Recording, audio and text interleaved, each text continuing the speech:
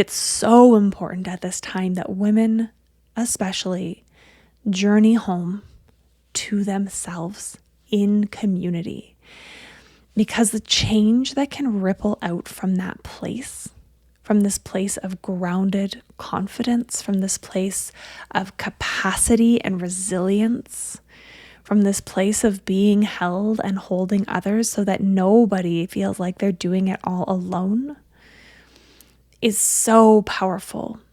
And we're going to need resilient, rested, connected human beings in order to co-create a world in which we can all live.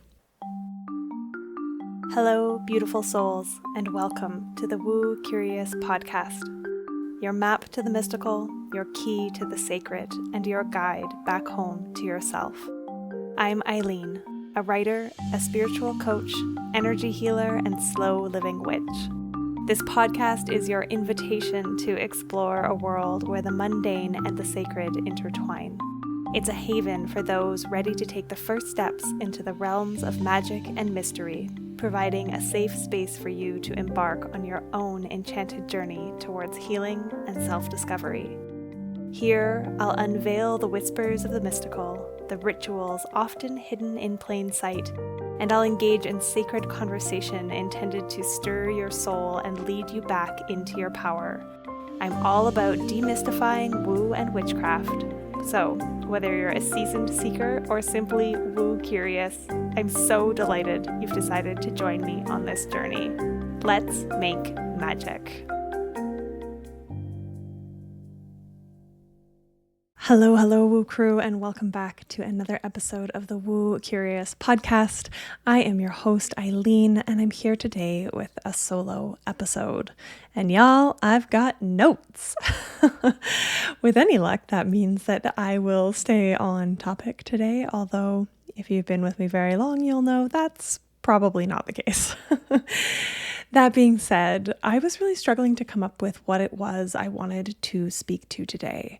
I feel like there's 1,000 things, and that overwhelm of choice kind of left me pondering what's going to be the most supportive for you in this moment, in this time of chaos and overwhelm and heartache. And what I landed on was a conversation around the idea of coming home to yourself and what that actually means. I don't know about you, but in my world, I'm seeing this phrasing everywhere, and I've been using it myself for a long time. I like to think that I came up with it myself, but I'm quite certain I probably read it somewhere before I started using it. That's how our brains typically work. We read, we absorb other people's ideas, the words, the languages that are going around, and it becomes part of our common speech. And so I think that the longer and the more frequently people are using this language of coming home to yourself, the more we are likely to have an understanding to some extent of what that means. And yet, at the same time, it's not tangible, right? So I think that it bears a little bit of exploration and unpacking and conversation around, what does this actually mean? What does it mean to come home to yourself? What does it feel like? How does that show up in your life? And how do you know when it's happened? And so that's what this episode is about. And I hope that at the end of these 25 or so minutes, you have a sense of what this actually means for you and how you might find your way home to yourself. So before we dive into what home or coming home to yourself means, how that shows up, let's first talk about what not home feels like. If you follow me on Instagram, I've been talking about this in the last week or so a little bit, but naming what it feels like to be away from home in ourselves is often the easiest way to get a sense of, okay, so it's not that, it must be the opposite, right? Opposites can often have a really beautiful, informative kind of nature to them when we're thinking or learning about something. So some of the ways we might feel when we are not home with ourselves is like you're going through the motions of life, right? You feel like you're doing all the right things, you're doing all the things that society tells you should do or that you should want to do, but there's this kind of feeling of disconnect, or like you're absent from your own life. Like it's hard to get excited about anything really, right? That going through the motions feeling. Or it might feel like you're performing a version of yourself. And we all have different versions of ourselves. We all wear different masks. We adopt different personas, but behaviors depending on the situations we're in, especially those of us who might identify as highly sensitive people or empaths, right? We're really good at walking into a room and reading the energy and going, oh, okay, I need to be this version of me. And so we say the right things and we show up the right ways. But there's this feeling underneath of, again, disconnect, like it's not quite me. Like you can never quite just let your guard down and be and say and do the things that feel the truest in your body. Kind of along the same vein as the first one, that going through the motions, another way that this being disconnected or away from the home of yourself is that you know what you're supposed to want in this life, but you're not sure what you actually want. And this can look like, we're supposed to desire the partner, the dog, the 2.5 kids, and the house in the suburbs, right? That's this picture, this dream we've been sold. And I think more and more, though there are many of us moving away from that, but there is still this pressure, this kind of keeping up with the Joneses, right? And so even if you are able to achieve or acquire all the things that society says we should want, we're often left with this feeling of, okay, I have it all. I have this perfect life from the outside. Why do I still feel so empty? What do I actually want? Why isn't this bringing me any real sense of fulfillment and joy? Disconnection or being away from your home in yourself can look like that waking up at 3 a.m. with this unnamed anxiety, this feeling of like, oh, is this it? Isn't there more? Mind spinning, again, worry, and often worry about nothing. Like it doesn't feel like there's anything that should be keeping us up, but there's this absence again. And then this one really landed for me when I started digging into, okay, how does being not at home with ourselves show up? How does this disconnection show up? And the sense of being really lonely is here. And at the same time, feeling exhausted by people. And so it's this push-pull of, I want to be connected, I want to be with people. Oh, I don't even have the energy to make plans. And of course, you don't need to be experiencing all of these to be in a state of disconnect or being away from home in your own body. And for me, I want to kind of pause on my own story here, because I recognize the disconnection from self that I have lived in for the first long part of my life and a large portion of it. But then since kind of finding pathways home, it is this ebb and flow, right? It's this push-pull. It's not a constant, okay, I'm home, cool, I'll never lose it again, right? There's always wanderings that happen and rediscovering, and home changes too as we evolve and we get to know it better, more deeply, we get older. And so the way that being away from home in my body shows up most obviously for me is this feeling of restlessness. This feeling of being caged in, but completely unsure of what it is I need or how to get out of this cage. I have this really clear memory of standing in the kitchen window in my home with my ex-husband and feeling like my skin was crawling. I was pacing, I wanted out, but I couldn't even step outside of the house. I was just at the window and I wanted to be with people. I felt like I didn't have any friends and I was just in this space of paralysis. I also know that day I started texting random people in my phone, and the person who replied, "Yeah, I'm free for a coffee," ended up being one of my dearest friends, which is a moment of magic when we choose to do the thing that feels uncomfortable and take action for ourselves. That little opening, I was going to tell a different part of a story, but I feel like this is what's coming through. And so I think it's important.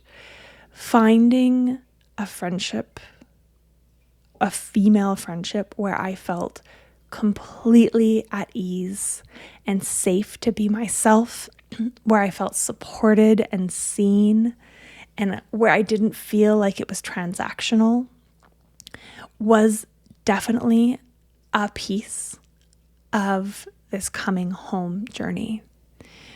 But for me, it was a lot more than that, because if you've followed me around for a while, if you've been here for a while, you'll likely have heard the story of how my marriage was not a safe place for me to be emotionally, psychologically, how my body was trying desperately to get my attention and push me to actually make a change.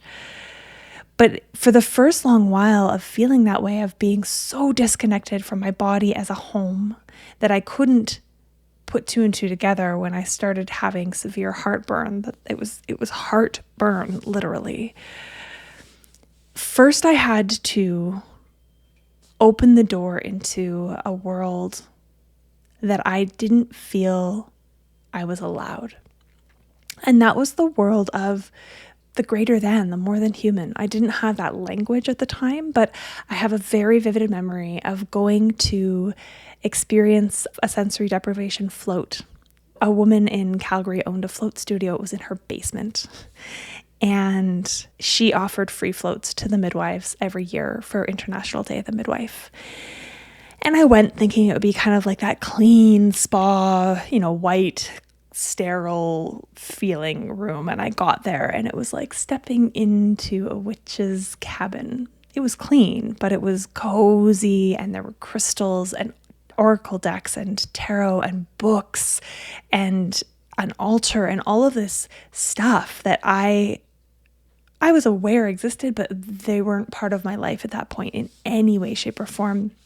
And I remember after the float, grabbing a book off of the shelf that was birth dates. And I flipped to January 21st and read what it said about people born on this day. And I remember thinking how eerily accurate it was. But then my logical brain was like, well, you can make meaning out of anything you want to make meaning out of. And there is truth to that. But I flipped to some of the other pages, like around my birthday, randomly through the book, and didn't find anything that resonated quite like that page. And so I think that was the very first crack for me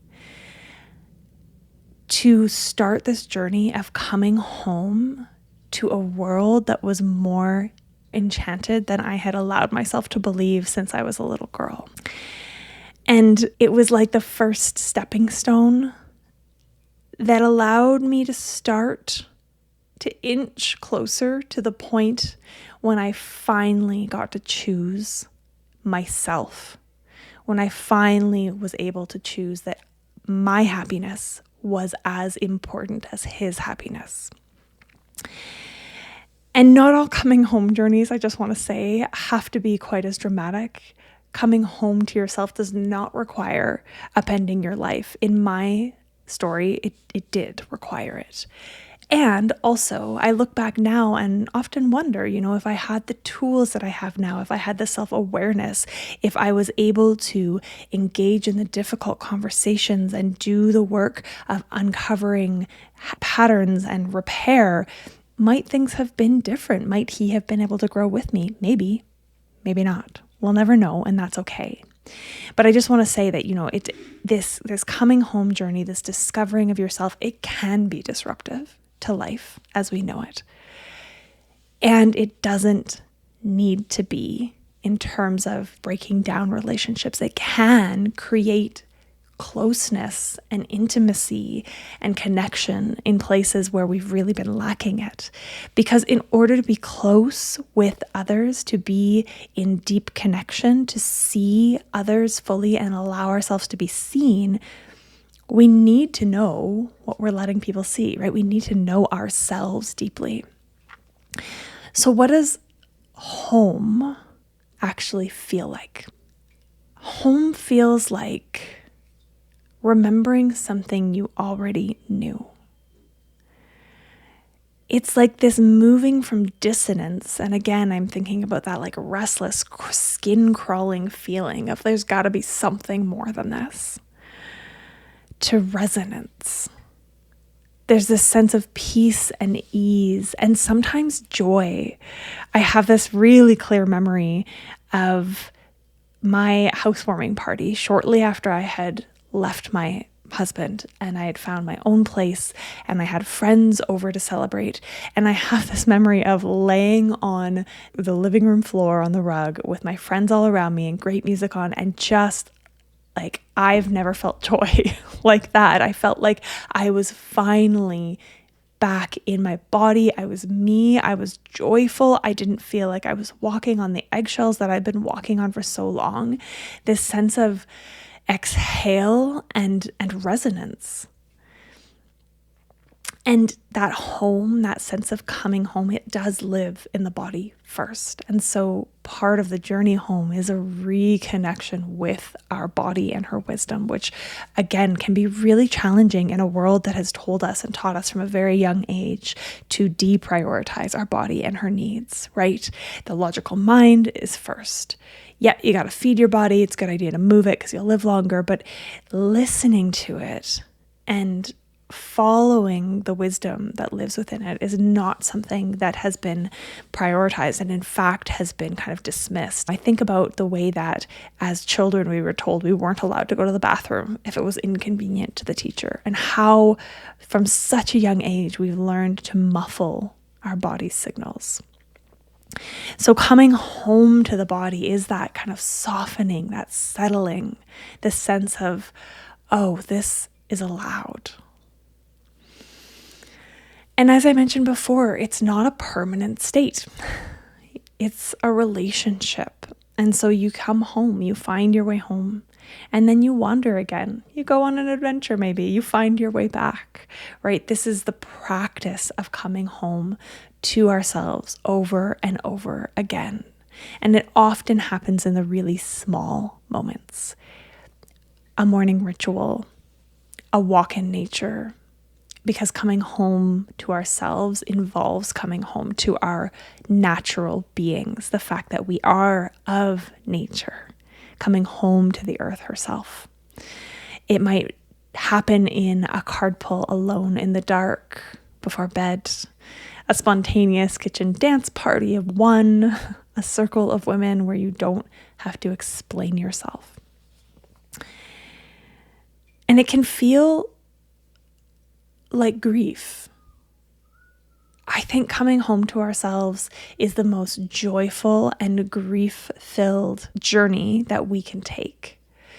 The joy of feeling that resonance, of finding yourself, of being connected with this beautiful vessel that is a home to you. And the grief of all the years where you weren't. And that's okay. The beautiful thing about allowing ourselves to really experience the full breadth of grief is that we get to experience joy more deeply if we allow the grief to be fully present as well, right? The moment we curb any of our emotional experiences, we curb all of them. And so if we stuff down and shut down and don't let ourselves feel the hard feelings, then we won't be able to feel the really juicy, delicious, delightful feelings either. And so this coming home is really simple and it's really difficult, or it can be. I often say about the work, the practice, is that it's simple. It's so simple, but it's not easy. And so one of the things that I want to presence here that gets in the way is that witch wound that we've been talking about over the last month or so on the podcast.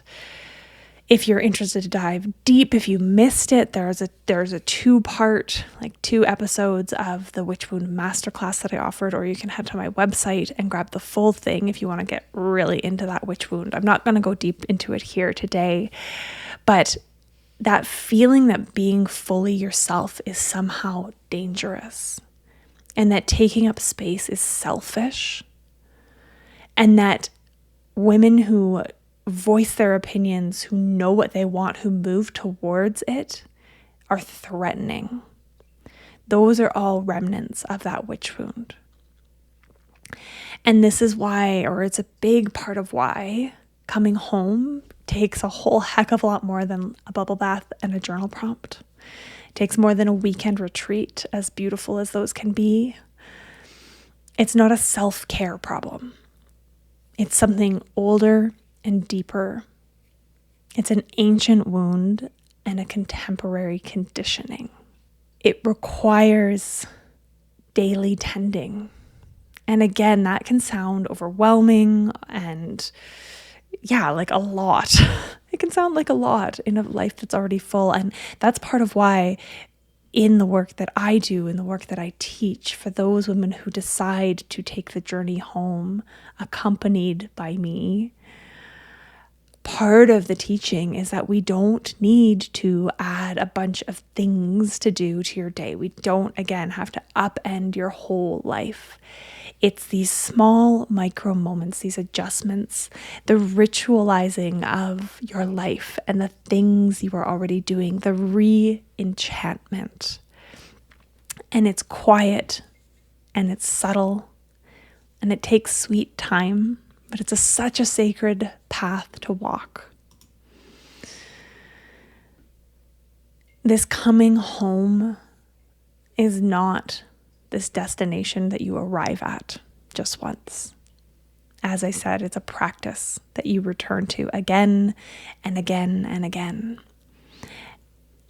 And, I often say that you can walk this path on your own. I've said that a lot in the past. And the longer I do this work and walk the path myself, the more I believe that we actually cannot find our way all the way home to ourselves, to the earth, alone. Now, that's not to say that we need to invest money in a way home by any means, but I don't believe that we can do the work of healing, the work of deconditioning, the work of finding ourselves and our way back to ourselves in isolation, because we are communal animals. We are not solitary creatures. This lie of hyper-individualism making us strong is actually making us weak, and it's stunting our ability to get to where we need to go. And so part of coming home to ourselves, especially as women, is acknowledging that we have needs that we cannot always meet for ourselves. I believe we must first meet our own needs, but that we cannot meet all of our needs because we have a need for connection. And that can be from nature too. I do think we need human connection. I very deeply believe that, but it's not the only connection we need, right? And so connecting with the land, with the trees, with the animals, the birds, whatever lives near you is part of the coming home journey, because our bodies are mirrors of the earth, especially as women. We cycle through 4 seasons through our menstrual years, every month, right? 4 phases of the moon, regeneration, growth, and death. That bleed every month is that winter of the body. And even once we progress beyond our generative years or our procreative years, our bodies remember, right? There's this real intimate tie between the female body and nature herself. There's a reason that throughout time, through all cultures, it's always Mother Nature, Mama Gaia, right? The creative body of the earth is feminine. And so this idea of journeying home to yourself, why is it so important? This part's not in my notes. Let's see where we go. It's so important because as I sign off every email with, I believe that rested women will change the world, and we cannot rest and be rested until we come home to ourselves.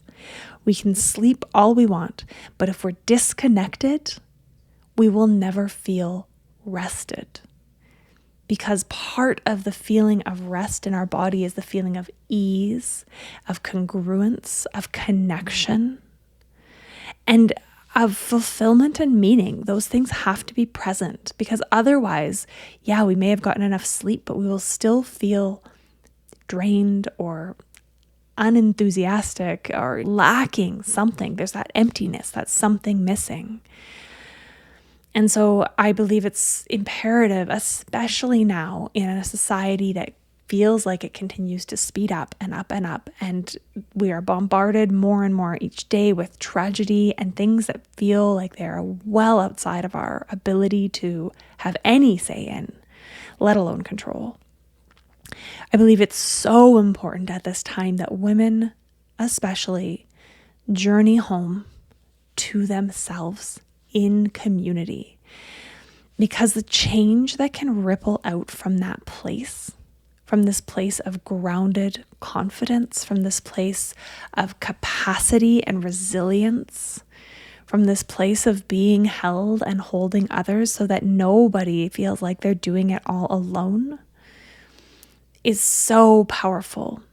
And we're going to need resilient, rested, connected human beings in order to co-create a world in which we can all live. And so, if you are feeling the resonance of this episode, if there is a yearning to find your way home to yourself, or find your way back home, or simply be held as you practice being home, because that's part of the work too, right? Finding home and then staying home, even when it feels uncomfortable, which it can, hugely can. Then Unleash Your Inner Witch might just be a pathway for you. There are many ways back home to yourself. There are many ways back into connection with your body and the earth. And I have not found the way, but I have found a way. And I cannot wait to journey through the 12 weeks of Unleash Your Inner Witch with the women who are choosing to come home to their bodies and the earth in community, or to practice being home. Unleash Your Inner Witch doesn't teach you how to be a witch. Yes, it'll give you tools and information about what witchcraft could mean, but Unleash is a container. It's a circle. It's a pathway. It's a set of tools to help you back to yourself and help you keep returning when you stray. The doors close on April 7th. We begin on April 8th. It is live facilitated. There is space for integration. There's guided visualization journeys, which are so potent. There's connection with ancestors, with guides, with the earth. There's information about using tools of divination, oracle, tarot, all of those things to help you. I especially love the divination tools for decision fatigue in today's world. Oh, so good. And there's community. When I was going through all of the testimonials and feedback I've received over the years for this program, the thing that kept jumping out when I said, what was your favorite part of this course? The responses are almost all the community. The community that makes me feel like I'm not alone, the community to lean on, the sisterhood, the connection, the safety. So you are invited. If you're listening to this episode before March 31st, there is a discount available. Coming Home 200 will get you $200 off tuition. Payment plans available, non-punitive always. Any questions, any desire to go deeper, there's of course information on the website, and feel free to reach out to me. I'd be more than happy to hop on a call or to send some voice notes back and forth. You can reach out by email, eileen@myluminouslife.ca, or over on Instagram at @IamEileenMarch. And let me know what you're thinking, what you're curious about. Let me know what home feels like to you if you know. All right, Woo Crew, that's all for this week. As always, if you like this episode, it helps ever so much if you leave a rating, a review, like, subscribe, share it with a friend, and I will be back here with you all again this time next week. Bye for now.